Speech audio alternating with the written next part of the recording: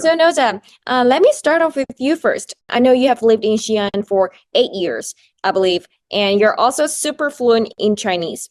Could you share with us how your academic journey began in China and how does it align with your expectations? History with China is very long. When I was in secondary school, in that time, my brother was very lucky to came to China in that time in 2003, and he gave to me a small Great Wall. Until now, these souvenirs are very deep in myself. My first time to Beijing, it was in 28. In that time, the Olympic Games, in many environment, good environment, the deep impact on me. I take the decision to live in China. I came to Xi'an. The first time was in 2012.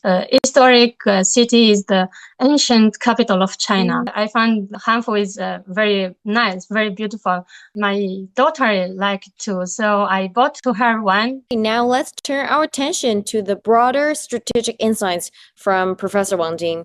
So Professor Wang, could you provide us with your insights on the educational and cultural exchanges that have been fostered between China and Tunisia over the years? Yes, the exchanges between China and Tunisia witnessed major breakthroughs during the past 10 years. I mean, especially after the Belt and Road Initiative, because Tunisia was one of the very important states partner in the Belt and Road Initiative. China now is the third largest importer for the Tunisia. We have to know one of the most important historic moments during the past years was that Xi Jinping, our Chinese president, met with Tunisia President Said in Riyadh at the end of the 2022. And more Chinese students and scholars visited Tunisia. Although we were not near neighbor, we're far away, but the distance now becomes shorter and shorter, given our hearts are connecting with each other, and our shared destiny bring us closer. Yeah, I believe we're all really excited about more and more people-to-people exchanges between the two countries.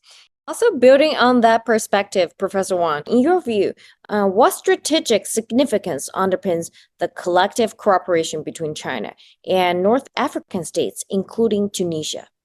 Yes, North African countries, of course, are the important partners for China. For example, China, as you mentioned, you had mentioned earlier that China and Tunisia become the very relations under the comprehensive strategic partnership, and also China not only with Tunisia but also with Morocco, with Algeria, and also especially Egypt. Successful experience that has been established, and of course there were some kind of the challenges, there were some kind of the obstacles. For example, the understandings between the two, between China and North Africa need to be further expanded, and the cooperation projects need to be further encouraged. For example, especially the investments from Chinese companies to North Africa, I think should much more further be facilitated.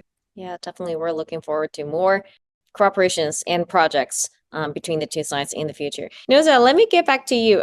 So your research focuses on North Africa, a region of immense importance, as Professor Wang just mentioned. And so how do you envision your academic contributions shaping the future development and understanding of the region? Okay, language is a means of exchanging of ideas, of concepts, and thoughts. So I want, through my studies and experience, to learn more about China, really, and about the Chinese development process. Try to find some points we can implement in our countries. I'm now a member of the new Council of Tunisian Sinologists, implement and develop more projects in culture. So to drawing out the distance between the two countries and make the two people closer.